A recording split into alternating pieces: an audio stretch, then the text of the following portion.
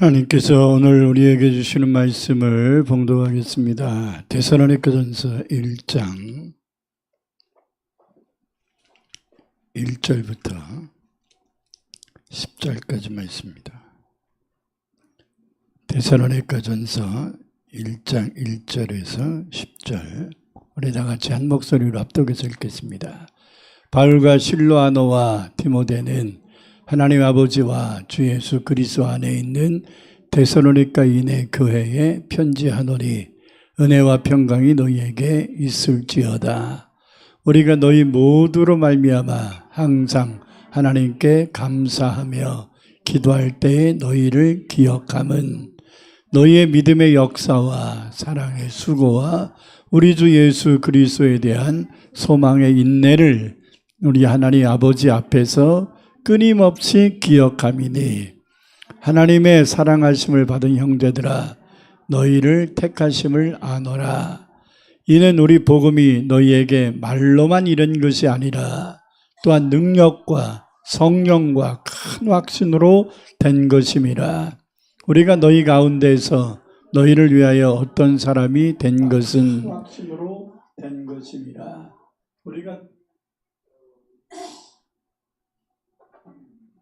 우리가 너희 가운데서 너희를 위하여 어떤 사람이 된 것은 너희가 아는 바와 같으니라.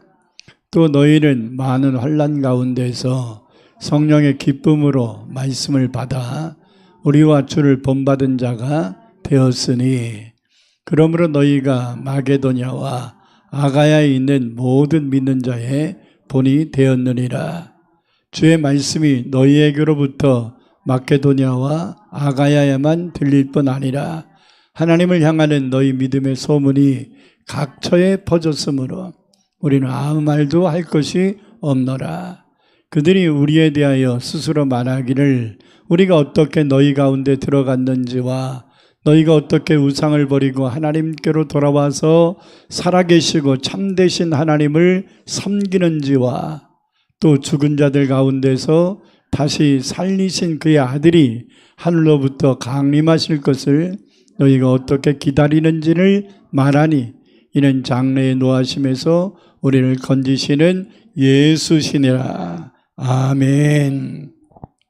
사랑의 주님, 오늘도 거룩한 주일을 성수하여 나온 사랑하는 성도들을 향하여 주시는 귀한 하나님의 말씀을 듣기를 원합니다. 오늘도 그 말씀이 우리의 마음속에 잘 담겨져서 믿음이 되게 하시고 우리의 삶 속에 옮겨져 능력이 될 수 있도록 인도하여 주옵소서. 오늘도 이런 교회가 되기를 소망하여 하나님이 주시는 말씀 가운데 담겨있는 데살로니가 교회를 상고하기를 원합니다. 주의 말씀이 우리 교회에 힘이 되게 하시고 본이 되게 하여 주옵소서.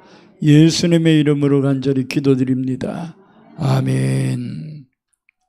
할렐루야. 6월달은 교회 사랑의 달입니다. 그래서 이 한 달 동안 성경에 나오는 교회들을 하나씩 살피면서 우리 교회가 주님 오실 때까지 추구해야 될 교회상이 무엇인가를 한 달 동안 전하고 있습니다. 지난주에 데살로니가 교회를 우리가 본받아야 될 교회라고 생각해서 말씀을 전하다가 세 가지를 전해야 되는데 이제 한 가지밖에 못해서 이어서 전하려고 합니다. 오늘 본문 1장 1, 2절을 다시 한번 보겠습니다. 2절, 3절을 보겠습니다. 우리가 너희 모두로 말미암아 항상 하나님께 감사하며 기도할 때에 너희를 기억함은 너희의 믿음의 역사와 사랑의 수고와 우리 주 예수 그리스도에 대한 소망의 인내를 우리 하나님 아버지 앞에서 끊임없이 기억함이라.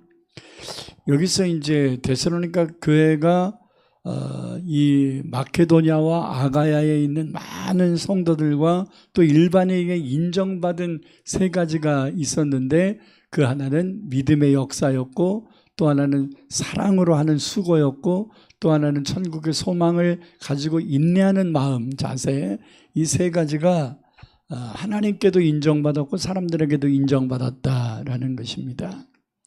그래서 지난주에는 믿음의 역사가 있는 교회였다라는 것을 말씀을 드렸는데요.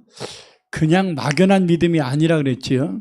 골로새 1장 4절에 보면 그냥 막연한 믿음이 아니라 그리스도 예수 안에 있는 너희의 믿음이다 이렇게 말합니다. 말씀에 근거한 예수님을 중심으로 한 믿음이에요. 예수를 믿는 믿음이에요. 할렐루야. 말씀에 근거한 믿음이에요. 그것이 나를 구원시켜주고 나에게 하나님이 함께 하심을 체험케 하는 것입니다. 이 믿음이 있으면 능력이 따르는 겁니다. 다시 말하면 예수님이 나와 함께 하신다는 것을 체험하고 많은 사람들에게 입증시킬 수 있다는 말입니다. 예수님이 승천하시면서 예수를 믿는 자들에게 이러한 표적, 이런 사인이 있을 거다라는 말씀을 하셨는데 마가복음 16장 17, 18절을 읽겠습니다. 마가복음 16장 17, 18절.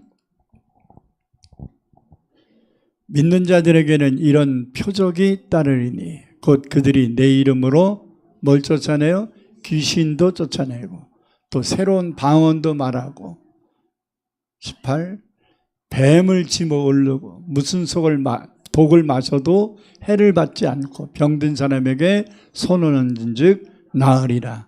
이런 놀라운 역사들이 누구에게 임한다는 거예요? 예수를 믿는 자들에게 임한다는 거예요. 할렐루야. 저 여러분과 우리 교회에 임해야 될 줄 믿습니다. 우리도 데살로니가 성도들이 믿는 믿음, 또 예수님이 승천하시면서 말씀했던 그 믿음을 가졌다면 우리의 삶 속에 이런 놀라운 역사와 표적은 일어나야 마땅합니다. 할렐루야. 그래서 하나님께서 우리 교회에 금년해 주신 표가 하나님의 은총의 표적을 임하리라라고 하는 말씀인데 이러한 은혜가 임하기를 축복합니다. 할렐루야. 오늘은 두 번째 말씀인데요. 사랑의 공동체가 되어야 된다라는 이 데살로니가 교회는 사랑의 공동체였어요. 본문 3절에 보면 사랑의 수고가 있었다 이렇게 말씀합니다. 그리고 골로새서 1장 4절에 보면 그냥 사랑이 아니라 모든 성도들에 대한 사랑을 들었다 이렇게 말합니다. 전 우리 교회가 이 지역 사람들에게 사랑이 많은 교회라고 인정받기를 소망합니다. 우리가 우리 교회 이름이 처음 사랑교회잖아요. 예수를 만나서 체험했던 뜨거운 첫사랑을 이 교회에 오면 회복시킬 수 있는 그런 생명력 있는 교회가 되기를 소망합니다. 성도들 간의 사랑이 넘쳐야 되고 그 사랑이 가족들을 또 사랑하는 것으로 이어져야 되고 이웃을 사랑해야 합니다. 여러분 어떤 정신의학자가 21세기의 현대인들의 절반이 자폐 증상을 갖고 있다 이렇게 평가했습니다. 이 가운데 반은 자폐 증상이 있다는 거예요. 이게 무슨 말인가 했더니 자폐증이라는 게 대인관계를 잘 못하거든요. 오직 자기가 원하는 것만 고집합니다.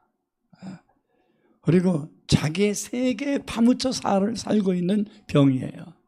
그러니까 남이 어떻게 생각하는 이거 관심 없어요. 그런 생각조차가 안 들어요. 오직 내가 무엇을 원하느냐, 내가 무엇을 하고 싶은가, 여기에만 집착해요.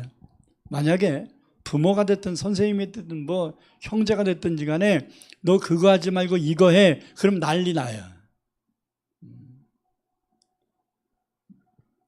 오직 자기 세계에만 묻혀있는 정신적인 증상이 자폐증이라는 거거든요.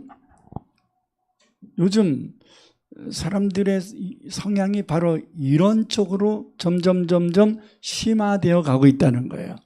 아직 병이다라고 말하기는 애매하지만 객관적으로 봤을 때 자폐적 증상 이것으로 점점 갑니다. 여러분 옛날에 비해서 지금이 남들을 더 신경 안 쓰지요. 체면이라는 게 뭔가요? 나만 생각하는 게 아니라 남 앞에 내가 어떤 사람인가를 신경 쓰는 것, 이게 체면이잖아요. 그죠? 집안의 가풍 이런 것들이 우리 집안은 이렇게 살아라고 하는 자기만의 생각인 것 같지만 가풍을 만드는 이유가 뭐예요?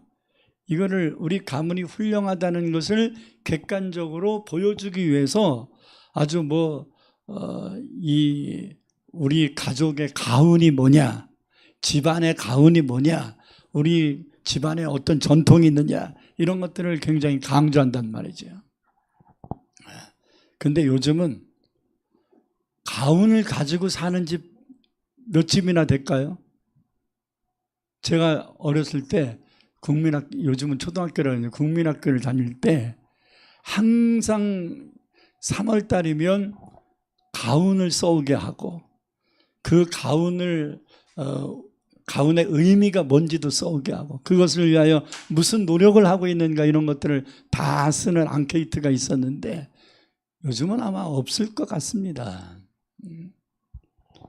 옛날엔 집에 가면 가화만사성 이런 식으로 이렇게 가훈이 적혀 있는 액자 같은 것들이 붙여져 있었거든요. 근데 요즘은 없어졌지요.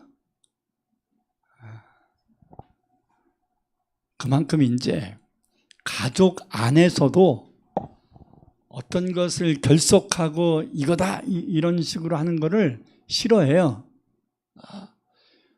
세대 차이라고 표현을 하고 그건 아버지 때나 하시는 일이고 우리한테는 강요하지 마세요.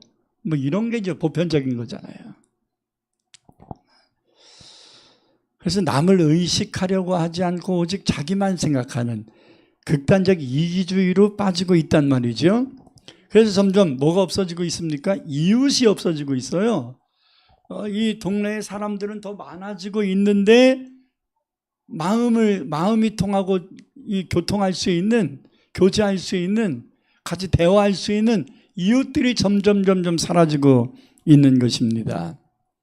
단적인 증상은 옆집에 강도가 들어서 살인 사건이 났는데 자기의 집에 나 자신에게 피해가 있지 않았다면 무슨 생각이 합니까?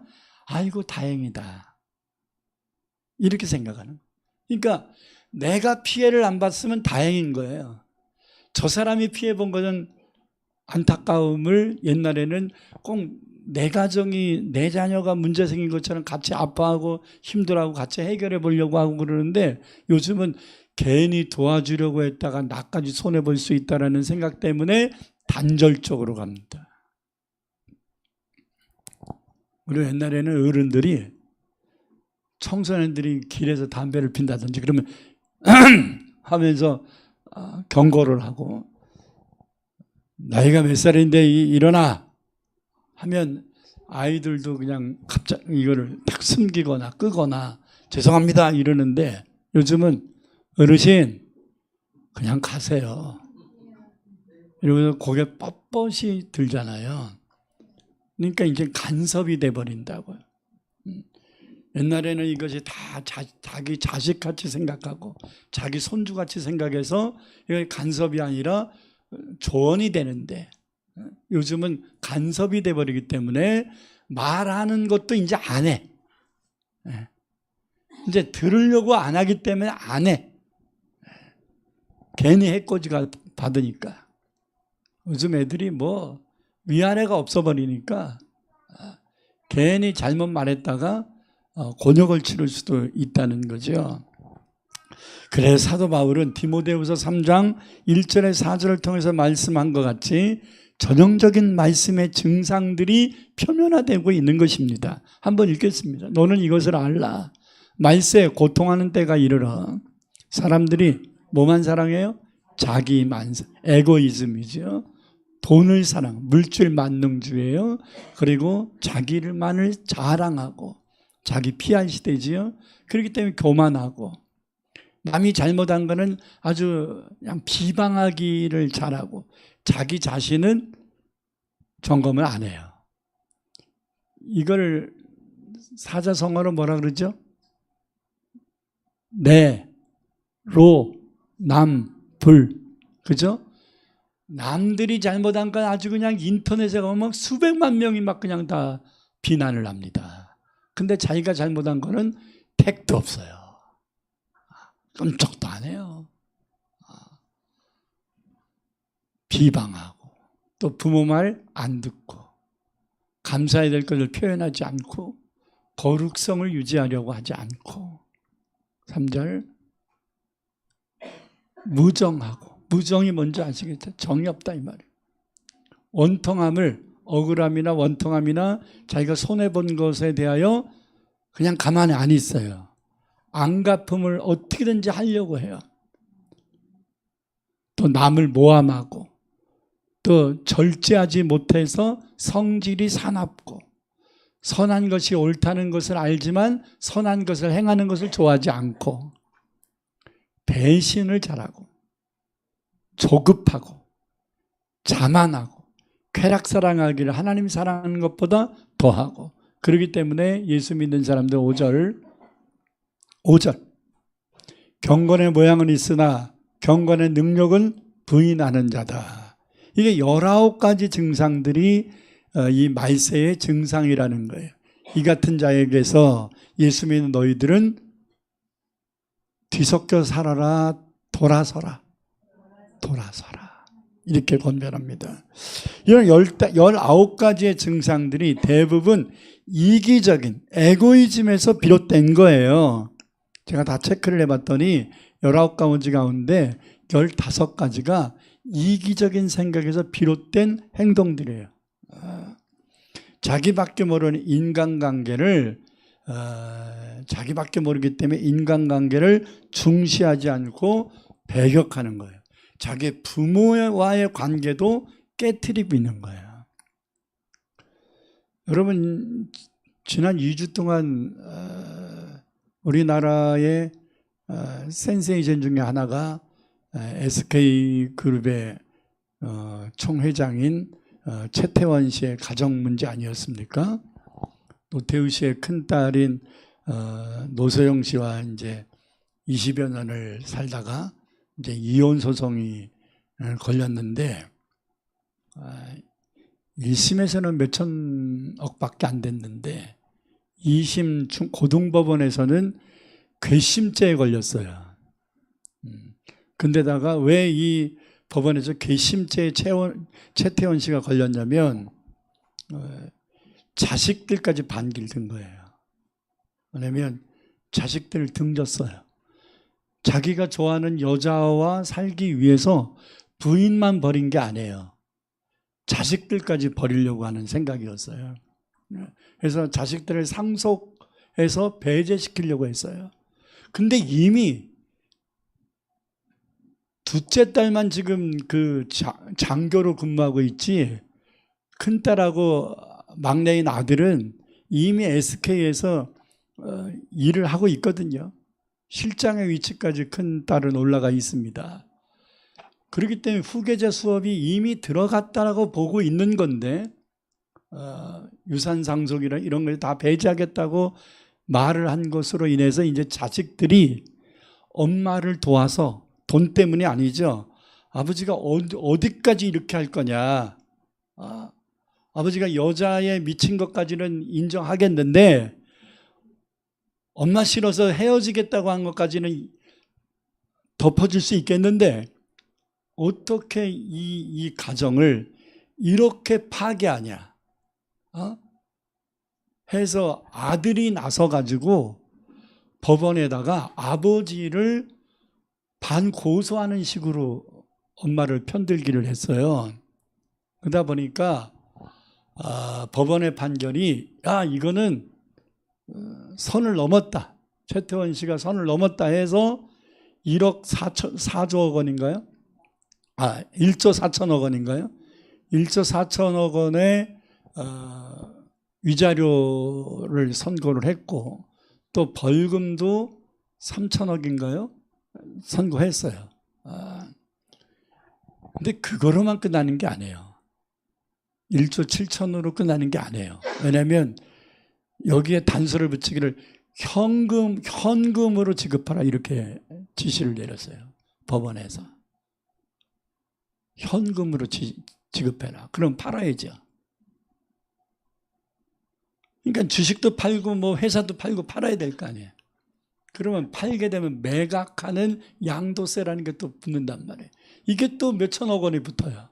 그래서 거의 2조억 원이 넘는 돈이 손상이 올 거다. 그래서 SK 전체 그룹이 뭐 무너질 정도는 아니겠으나 계열회사 몇 개는 그냥 날아가게 됐다, 이런 거예요. 그래서 지금 태천 씨가 자기랑 살려고 했던 여자랑 헤어지고 다시 이혼 소송을 취하지 않겠냐라는 여론까지 들끓고 있습니다.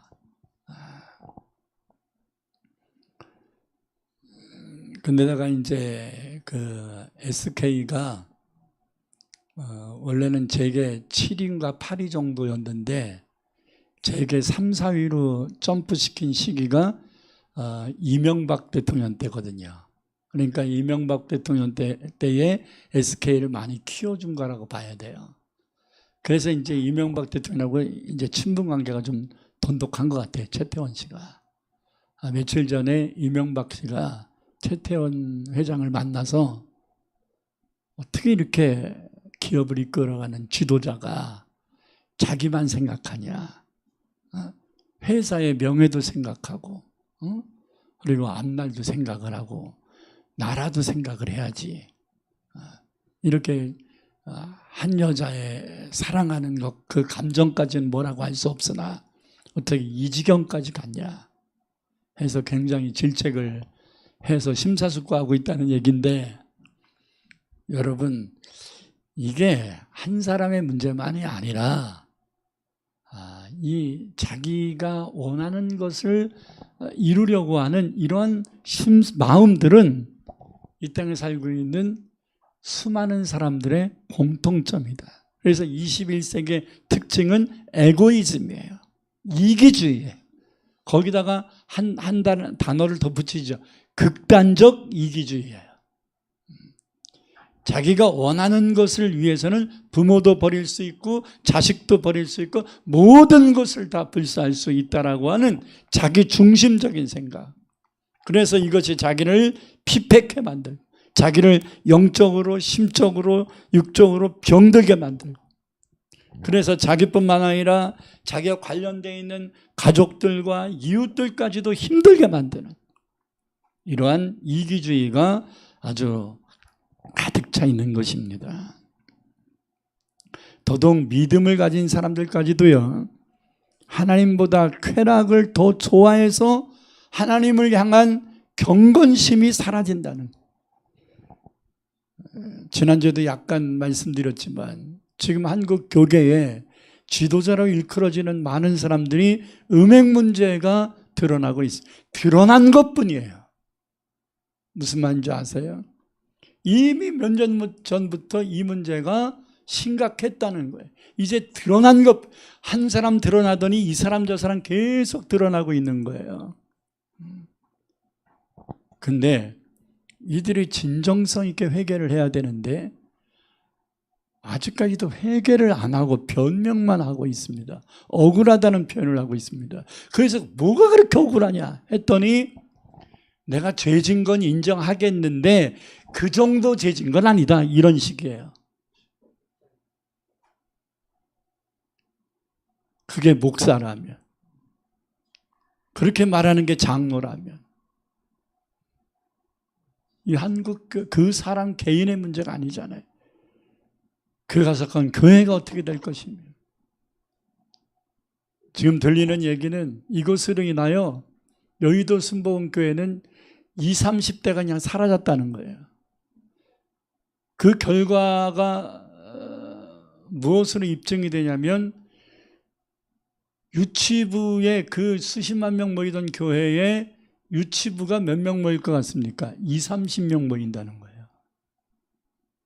그러니까 20, 30대, 40대 중간층들이, 중년층들이 그냥 사라져버린 거예요.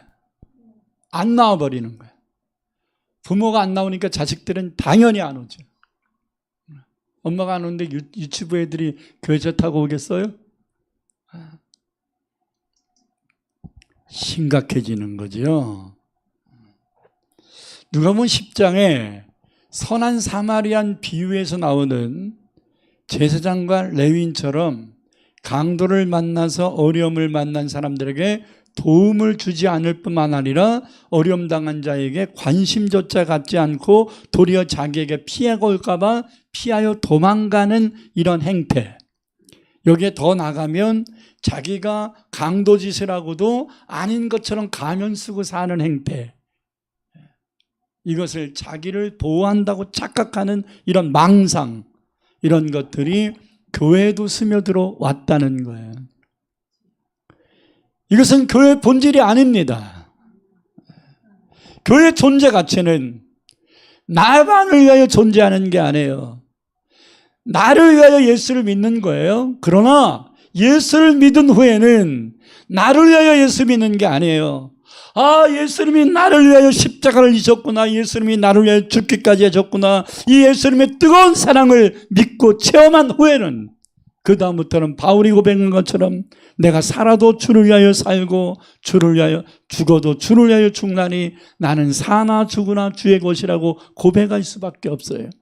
하나님의 사랑 예수 그리스도의 십자가의 은혜를 받기 전에는 예수를 믿고 교회를 가는 것도 나를 위한 거예요. 그러나 예수를 진정으로 여러분이 영접했다면 이제부터는 나를 위하여 교회가 존재해야 되고 나를 위하여 하나님이 존재해야 되고 이런 것에서 탈피해야 되는 거예요. 벗어나야 되는 거예요. 이제 나의 존재 가치는 주를 위하여 있음을 고백하며 살아가야 할 것입니다. 그러면 주님을 사랑하고 주님을 위해 존재한다는 것은 무엇으로 입증해야 되느냐? 하나님은 나만 사랑한 게 아니라 내 이웃도 모두를 세상을 사랑하셨기 때문에 주님의 사랑을 확신한 저와 여러분은 이웃을 향한 사랑으로 그 주님께 받은 사랑을 흘려내려가야 된다 이거예요. 아멘. 이것이 차단됐다면 여러분들은 주님을 향한 사랑이 금가고 있다는 증거예요. 너희가 나를 사랑하면 영혼을 사랑하라고 말한 겁니다. 이게 주님의 명령인 겁니다. 내가 너희에게 새 계명을 주노니 서로 사랑하라. 이게 주님이 주신 우리에게 주신 계명인 것입니다. 명령인 것입니다. 교회의 존재 가치인 것입니다. 그러므로 교회의 존재 가치는 영혼 사랑, 영혼 구원에 있음을 잊어서는 안 됩니다.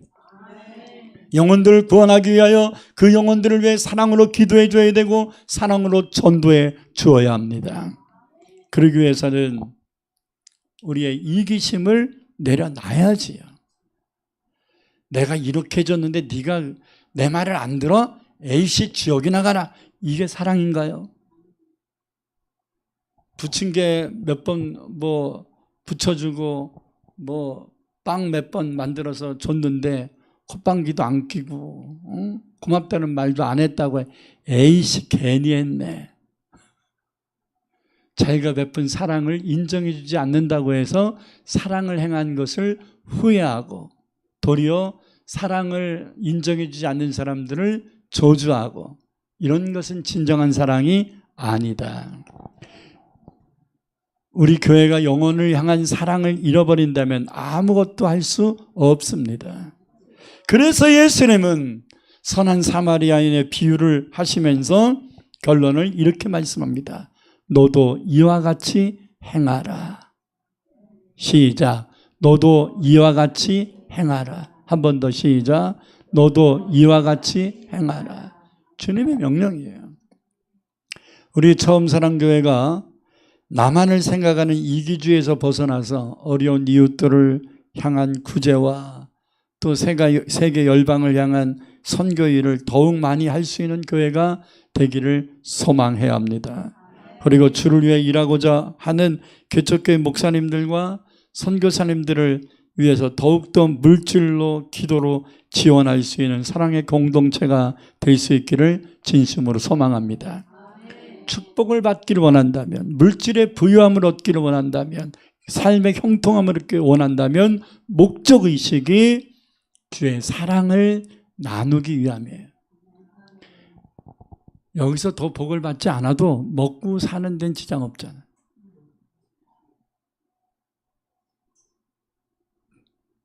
굶진 않잖아. 근데 여기서 왜 더 복을 받아야 됩니까? 여기서 왜 더 형통을 얻어야 됩니까? 나누기 위함이에요. 사랑을 베풀기 위함이에요. 뿐만 아니라 성도들 간에 서로 사랑으로 이해해주고 용서해주고 또 용기를 줄 수 있는 아름다운 모습을 하나님께 보여드릴 수 있기를 소망합니다. 우리의 싸움은 자기와의 싸움. 좀 더 자세히 얘기하면 자기의 이기심과의 싸움이에요. 이게 신앙을 성숙하게 할 것이고 하나님을 마음을 흡족하게 할 것입니다. 마지막 세 번째로 우리 교회는 소망의 공동체가 되어야 됩니다.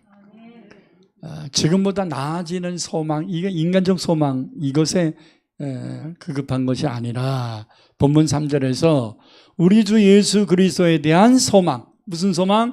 우리 주 예수 그리스도에 대한 소망, 그것으로 말미암아 우리가 참고 인내해야 되는 것을, 인내함을 이 데살로니가 성도들이 갖고 있었기 때문에 사도 바울은 이것을 기억하고 있다 이렇게 얘기하거든요. 어떤 소망이라고요? 우리 주 예수 그리스도에 대한 소망. 그러면 우리 주 예수 그리스도에 대한 소망이라는 게 뭔가? 골로새 1장 5절에서는 이 말씀을 이렇게 풀었거든요. 하늘에 쌓아둔 소망 이렇게 표현했단 말이에요. 예수 그리스도께서 우리에게 주고자 원했던 소망은 이 세상의 형통이 아니에요. 예수님께서 죽기까지 하면서 우리를 위하여 희생했던 그것은 우리의 형통함이 아니라고요. 그건 다 부수적인 거예요. 주님이 왜 십자가를 지시고 왜 죽기까지 하셨는가, 왜 희생하시려고 하셨는가, 그건 우리를 천국으로 인도해 주시기 위하여 천국의 소망 주시기 위해서 그리하신 것입니다. 아멘. 그러므로 예수 그리스도에 대한 소망이란 주님이 우리에게 주신 그 소망인데 그것은 하늘에 쌓아둔 소망이다라는, 천국의 소망이라는 거예요. 저 여러분들에게 반드시 있어야 할 소망은 천국의 소망입니다. 이것이 우리 교회와 모든 예수를 믿는 성도들이 가져야 될 믿음입니다. 예수 믿으면 반드시 천국에 갑니다. 할렐루야. 죽어봐야 아는 게 아니라 안 죽어봐도 알 수 있어요. 성경이 그렇게 약속했으니까. 성경은 누구의 약속이에요? 하나님의 약속이에요. 하나님은 거짓말한다 안 한다? 안 하시는 분입니다. 그리스 로마 신화에서 나오는 신들이 거짓말이 나고 시기하고 질투하고 반목하고 막 이건 인간들이 만든 이야기이기 때문에, 신화이기 때문에 이게 가능한 거지, 신이 거짓말하면 어떻게 신이 되겠어요? 신이 못하는 게 있으면 무슨 신입니까? 신이 싸워서 지는 게 있으면 무슨 신입니까? 우리가 믿는 전능하신 하나님은 말 그대로 전능하신 분이에요. 모든 것을 하실 수 있어요. 모든 것을 할 수 있는데 뭐하러 거짓말을 합니까? 할 수 없는 게 있어요. 부족함이 있어야 그걸 커버하기 위하여 거짓말을 하는 거지. 모든 것을 할 수 있는데 왜 거짓말을 해요? 인간이 거짓말을 하는 존재인 이유는 부족함이 많기 때문에 그런 거거든요. 이 위기를 어떻게 극복할 거냐? 위기를 극복하기 위한 거짓말을 우리는 선의의 거짓말이다, 남에게 유익을 주기 위한 거짓말을 선의의 거짓말, 이렇게 표현하는데 성경은 선의의 거짓말조차도 될 수 있으면 하지 말라. 믿음이 연약할 때는 선의의 거짓말을 하나님께서 이해해 줄 수 있는데, 왜? 자기를 위한 거짓말이 아니라 살기 위한 베드로 같은 거짓말은 죄긴 죄지만 용서해 주실 수 있는 죄라 이 말이에요. 그러나 남을 해코지하기 위한 고의적 거짓말은 하나님께서 징계를 하실 수밖에 없어요. 버리진 않으셔도 이거 회개해. 회개 안 하면 더 이상 내가 너에게 함께 할 수 없다라고 하나님이 선언하실 수 있단 말이에요. 그러므로 고의적 범죄는 하나님이 반드시 회개하고 넘어가야 돼요. 아멘. 여러분, 태평양을 건너는 미국으로 가는 배를 타고 가는 어떤 사람들이 있었습니다. 근데 타고 가는 중에 큰 풍랑이 일어나서 대다수의 사람들이 이 풍랑 때문에 죽을 것 같아서 두려워 떨고 있는데, 한 노인은 붙잡을 곳을 하나 붙잡고 계속 밖을 바라보고 있는 거예요. 계속 흔들리고 있는데도. 그래서 막 소리를 막 지르던 젊은 사람 한 분이 그 노인에게 어르신은 이 풍랑이 두렵지 않습니까? 이렇게 물었어요. 평안하게 바깥만 보고 있으니까. 그랬더니 그 노인이 이렇게 말했다고 합니다. 저에게는 2딸이 있습니다. 작은 딸은 미국 뉴욕에 살고 있고, 큰 딸은 얼마 전에 죽어서 천국에 가서 살고 있습니다. 이 배가 이 풍랑을 잘 이기고 원하는 뉴욕항에 도착하면 둘째 딸을 만날 것이고, 그렇지 않고 풍랑을 못 이겨서 파손이 된다든지 그것으로 내가 죽게 되면 천국에 있는 큰 딸을 만날 것 같습니다. 그렇기 때문에 나는 죽음이 두려운 게 아니라 하나님의 뜻이 무엇인가가 궁금할 뿐입니다. 전 설교 준비하면서 이 이야기를 읽으면서 바로 이것이구나. 천국의 소망을 가졌다는 게 바로 이것이구나. 살면 살아있는 딸을 만날 것이고, 죽으면 천국 가 있는 딸을 만날 것이기 때문에 살면 둘째 딸 만나고 죽으면 첫째 딸 만나는데 뭐가 걱정스럽냐. 그런데 우리는 거꾸로 생각하죠. 죽으면 둘째 딸을 못 만나고 살면 큰 딸을 못 만난다고 생각하죠. 똑같은 얘기인데도. 그래서 두려워. 이 노인은 천국의 소망이 무엇인지를 바로 알고 있는 분인 것 같습니다. 빌립보 3장 20절에서 우리의 시민권은 하늘나라에 있다 이렇게 말씀했습니다. 하늘에 있다. 천국은 하나님께서 예수를 믿는 모든 사람들에게 허락해 주신 최대의 선물이고 우리들의 궁극적인 소망입니다. 비록 우리가 부족함이 많이 있을지라도, 비록 하나님의 영광을 많이 돌리지 못한 연약함이 있을지라도 하나님은 저와 여러분들에게 영원한 천국을 예비해 놓으셨음을 믿습니다. 우리는 오늘도 하나님이 우리를 위하여 예비해 놓으신 천국을 향하여 하루하루를 살아갈 수 있기를 바랍니다. 우리 찬송가 493장 3절 부르겠습니다. 내가 천성 바라보고 가까이 왔으니 아버지의 영광 집에 나시고 싶도다. 나시고 싶도다. 나는 부족하여도 영접하실 터이니 영광 나라 계신 임금 우리 구주 예수. 다시 한번 나는 부족하여도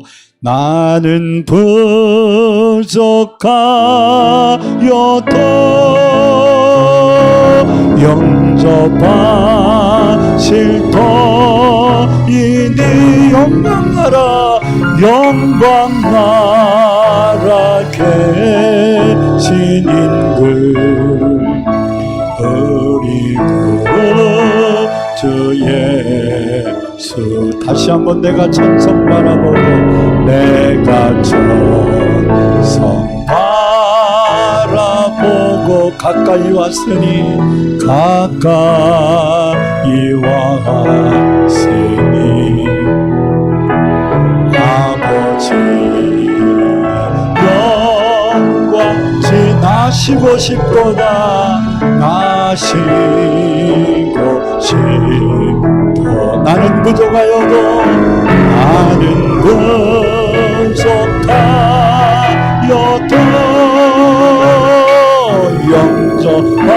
영접하실 터이니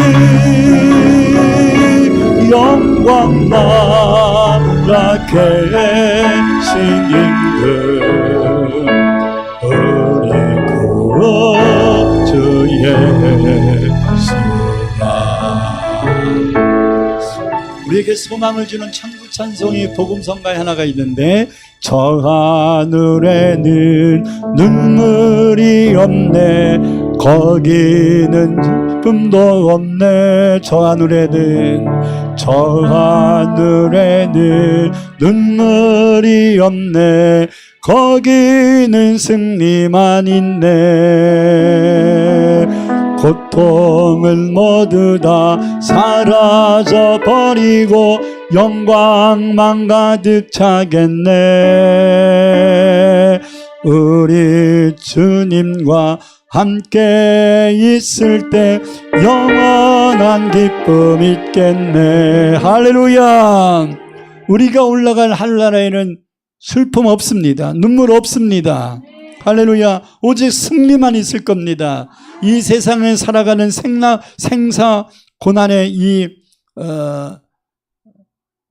아픔들이 사중고의 아픔들이 없을 것입니다 오직 하나님의 은혜 안에 사랑 안에 살아가는 복락이 될 것입니다 우리에게 천국의 소망이 있다면 세상의 미련을 버려야 합니다 할렐루야 욕심도 버려야 됩니다 세상을 보는 시각도 달라져야 됩니다 주어진 일들을 억지로나 부득이함으로 먹고 살기 위해서 하지 말고 사명감 가지고 해야 됩니다 그래서 요한 켈빈 선생은 우리가 일상에 일하는 그 일들을 향하여 직업 소명설이라는 표현을 했거든요 내가 다니는 직장을 사명감 가지고 다녀라 너무 이해득실만 따지지 말고 사명감 가지고 다녀라 아멘 지금 아직까지도 의료파 문제가 완전 종결이 되지 않았는데 그래도 이제 극단적인 상황까지 가지 않은 것은 다행입니다만은 근데 아직까지도 완전 해결은 되지 않았습니다. 나는 국가 정책이 미리미리 이런 부분들에 대해서 좀 단계를 밟아서 국민들을 잘 설득시키고 또 의사들로 하여금 사명감을 고취할 수 있는 이런 분위기와 풍토를 만들어가는 작업을 먼저 했어야지 그냥 여태까지 안 한 건 다른 이전 정부가 못했어도 이번 정부는 한다 하고서 밀어붙이기 식으로 하는 것보다는 좀 더 국민들에게 설득력이 좀 있어야지요.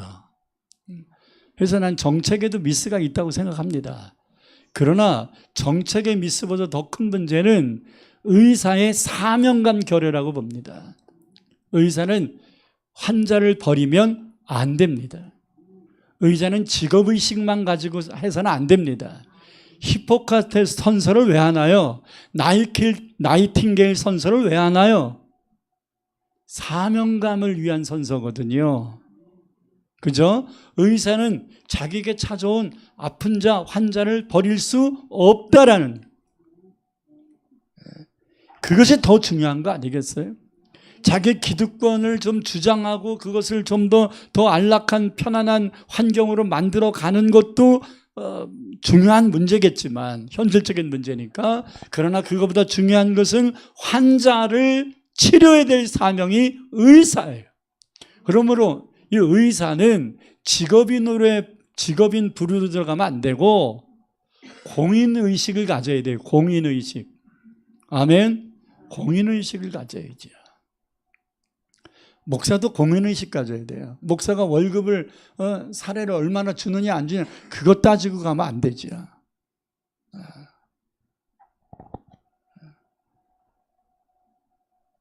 사명 감당.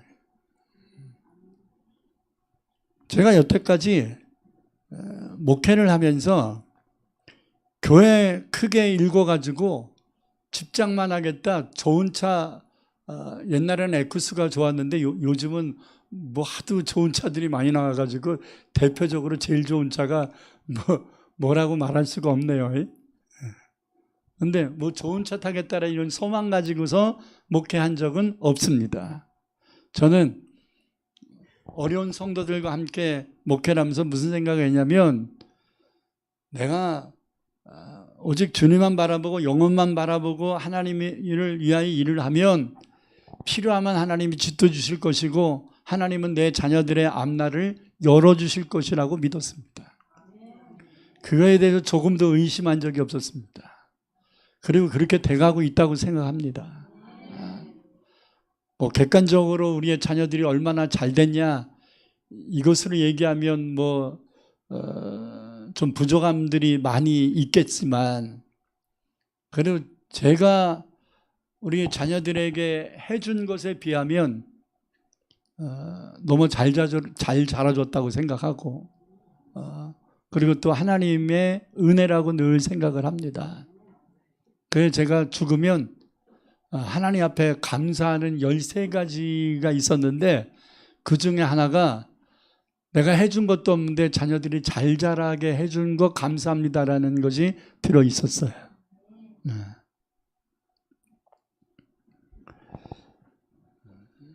여러분, 우리가 천국의 소망을 가지면 세상 욕심, 미련, 계획, 인간적 계획, 몇 년까지는 몇 평짜리 아파트를 사고 몇 년까지는 뭐 빌딩을 사가지고 나중에 노년에는 세를 줘가지고서 임대료를 가지고 노년에는 평안하게 살겠다, 이런 인간적 계획 뭐 필요할 수는 있겠으나 꼭 그럴 필요는 없습니다.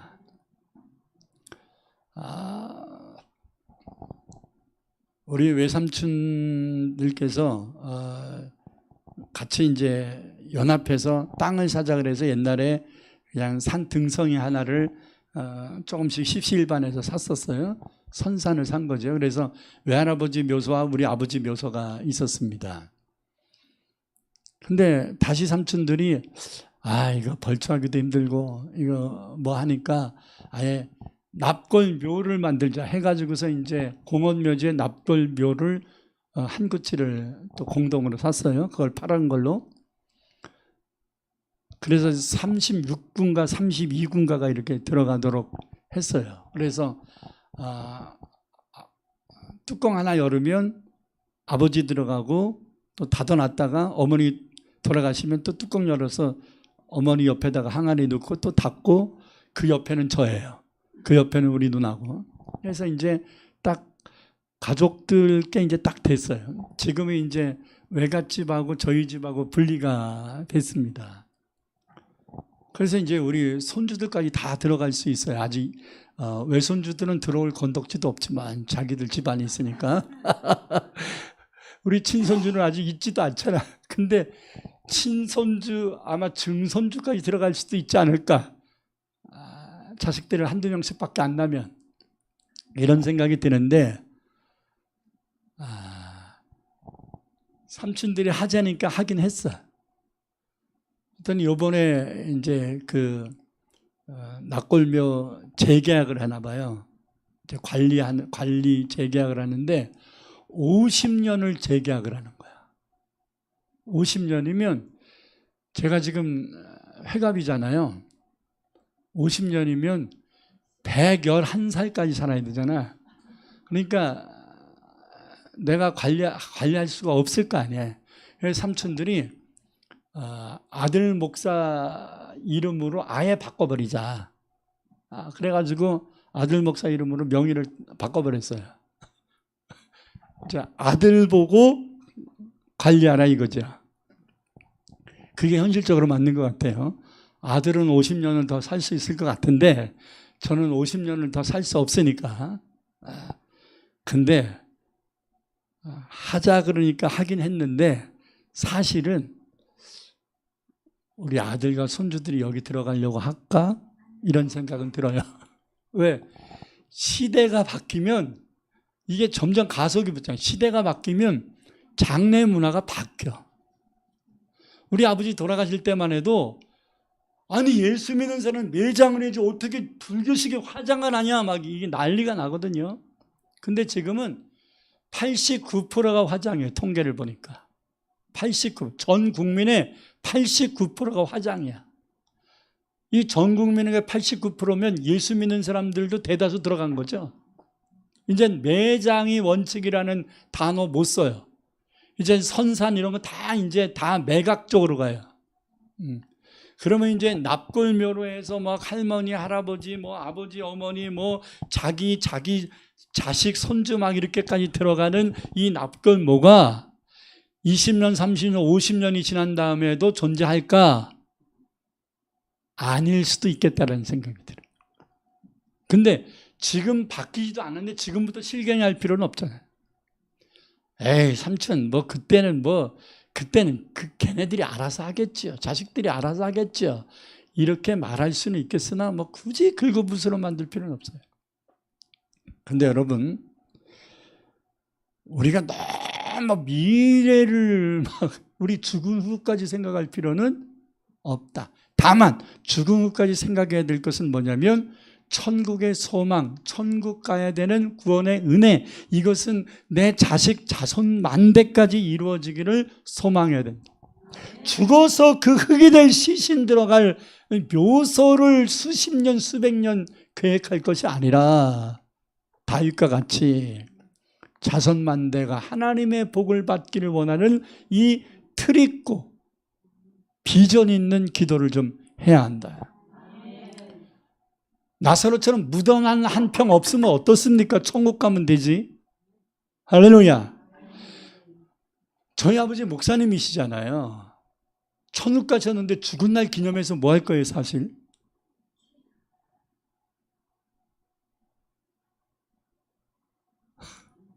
놀라시네. 육신 죽을 날 기념할 게 아니라 천국 가신 날을 기념해야지요. 그죠? 육신 죽은 날을 기념할 게 뭐 있겠어요? 천국 가신 날을 기념하는 것이고, 돌아가신 날 아버지 천국 가 있으니 우리도 이제 준비해서 천국 가자, 이 얘기하면 되는 거 아닌가? 먹지도 못하는 진성전 차려서 백날 해야 뭐 할 거야? 자기가 다 먹을 걸. 요즘 사람들은 제사장 차리는 것까지는 이해를 하는데 그것이 죽은 자들이 와서 먹는다고 생각하는 사람은 거의 없어요. 그러니까 소금도 안 하지요. 그러지 않아요? 아니 소금을 다 하지요. 원래 제사를 할 때는 음식에 소금을 간을 하면 안 되는 거예요. 빛과 소금을 성도들은 좋아하잖아요. 근데 귀신은 빛과 소금을 싫어합니다. 그래 제사는 낮에 드리는 게 아니에요. 해가 있는데 드리는 게 아니에요. 해가 완전히 없어서 깜깜한 11시, 12시에 해야 되는 거예요. 제사를 드리려면 제대로 하든지 제대로 하지도 않을 거, 어차피 형식적으로 할 거, 어차피 자기 먹을 거 차려놓을 거, 그렇게 마귀한테 속아서 할 거 있겠나. 우리는 죽음은 천국 가는 관문이다 라고 하는 것을 명백하게 해야 됩니다. 이게 진짜 믿음입니다. 그래서 사도 바울은 빌립보 3장 8절에서 자기가 지금까지 중요하게 여겼던 세상 것들을 다 배설물처럼 여겼다고 고백한 것입니다. 한 가지 이야기 드리고 마칩니다. 프랑스의 실존주의 철학자였던 장폴 사르트르가 죽을 때 죽음에 두려워 떨면서 이렇게 외쳤습니다. 나를 살려주는 자에게 내 재산의 절반을 주겠다. 근데 이제 살려줄 사람이 없지요. 그 죽어가며 절규를 하고 있는 실존주의 철학자 사르트르를 지켜봤던 프랑스의 대표적인 신문인 르몽드지가 있거든요. 르몽드지의 기자가 사설에서 이렇게 말했대요. 사람이 살아있을 때만 그 삶의 의미가 있지 죽은 후에는 아무것도 없고 죽음이 인간이 누릴 수 있는 참된 해방이다. 이게 실존주의거든요. 살아있을 때가 중요한 거지 죽으면 죽으면 의미가 없고 죽는다는 것은 일종의 해방이다. 이렇게 표현했어요. 그래서 이 말을 들은 유럽의 많은 젊은이들이 죽었어요. 이 힘든 세상, 이 불의한 세상 그냥 빨리 가는 게 해방이다. 이런 생각들을 갖고 젊은이들을 죽음으로 몰아갔던 실존주의 철학자 사르트르는 왜 그렇게 죽음이 해방이라고 얘기하면서 살아있을 때만 중요한 것이 죽은 다음에 아무것도 아니다 이렇게 얘기한 그 사람이 왜 죽음을 이렇게 두려워하지? 죽음은 끝이라면서 왜 이렇게 절규를 했지? 아마 그가 죽은 후에 갈 곳을 찾지 못했기 때문이다. 다시 말해서 죽음은 끝이야, 아무것도 아니야, 죽음은 해방이야 이렇게 얘기했지만 자기의 영혼은, 자기의 마음은 죽은 다음에 지옥이 있으면 어떡하지? 라는 두려움에 봉착했을 것이다. 이렇게 사설을 쓴 거예요. 여러분, 죽음을 두려워할 필요 없어요. 죽음은 우리는 어디 가는데? 천국 가기 때문에. 여러분들이 죽음을 두려워한다면 천국에 대한 소망이 약하거나 없기 때문인 것입니다. 다시 예수를 믿으세요. 예수 믿는 의미는 천국에 있는 것이지 이 땅에 있는 것이 아니기 때문입니다. 할렐루야. 그러므로 죽음을 두려워할 것이 아니라 도리어 천국을 소망해야 되고, 그리고 저 천국에 가서 주님을 생각하며 헛된 세상의 향락과 자기만을 생각하는 이기심에서 벗어나서 오늘도 우리는 최선을 다하는 삶을 살아가야 할 것입니다. 다 같이 기도하시겠습니다. 두 손을 가슴에 얹으십시오. 오늘 두 가지 말씀을 들었습니다.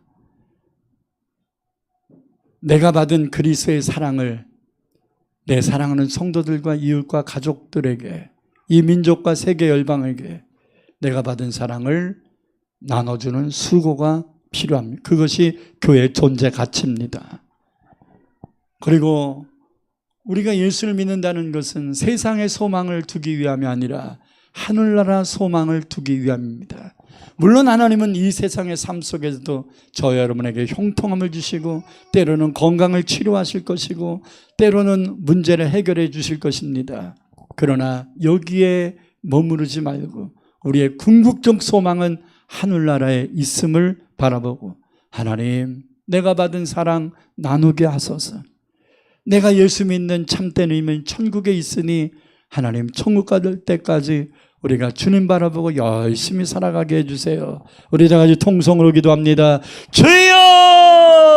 할렐루야. 나의 아버지 하나님 감사합니다. 오늘도 아버지 하나님 저희들에게 귀한 말씀을 듣게 하시오니 감사합니다. 한 귀로 듣고 한 귀로 흘려버리지 아니하고 두 귀로 듣고 마음판에 새기는 자들이 될 수 있도록 인도하여 주시옵소서. 우리가 주님께 너무나 큰 사랑을 받았습니다. 죄악으로 죽어 지옥 갈 수밖에 없는 우리를 아버지 하나님 주님이 이 땅에 오셔서 십자가를 심으로 죄를 사하시고 부활하심으로 우리의 구원을 이루어 주셨습니다. 그 크신 사랑을 아버지 받은 우리가 하나님의 사랑받은 것으로 만족하지 아니하고 사랑받은 것으로만 아버지 머무르지 아니하고 내가 받은 사랑, 내가 받은 이 은혜, 내가 받은 이 엄청난 축복을 하나님이 아버지 하나님이 많은 사람들에게 베풀어 나눠줄 수 있도록 아버지 물이 흘러내려가는 것처럼 우리가 받은 사랑이 또 다른 사람에게 사랑으로 흘러내려갈 수 있는 수고를 우리가 아낌없이 할 수 있도록 인도하여 주옵소서. 사랑하기 때문에 전도하는 것입니다. 사랑하기 때문에 구제하는 것입니다. 사랑하는 것이기 때문에 눈물로 기도하는 것입니다. 사랑하는 것이기 때문에 선교도 하는 것입니다.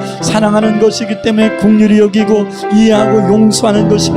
우리에게 예수를 뵐 사랑이 충만하게 하여 주옵소서. 뿐만 아니라 아니라 우리가 오늘을 살다 아버지 하나님께 부름받는다 할지라도 두려워하거나 떠는 것이 아니라 하나님이여 죽음을 거부하는 것이 아니라 죽음을 초연히 받아들이며 하나님이 허락하신 천국의 소망을 가지고 우리는 아버지 하나님이여 감사함으로 찬양하며 이 세상의 삶을 마무리하고 천국의 소망을 아버지 많은 사람들에게 전해 주어야 되겠습니다. 이 믿음 견고하게 하여 주시옵소서. 예수님의 이름으로 기도드립니다. 아멘.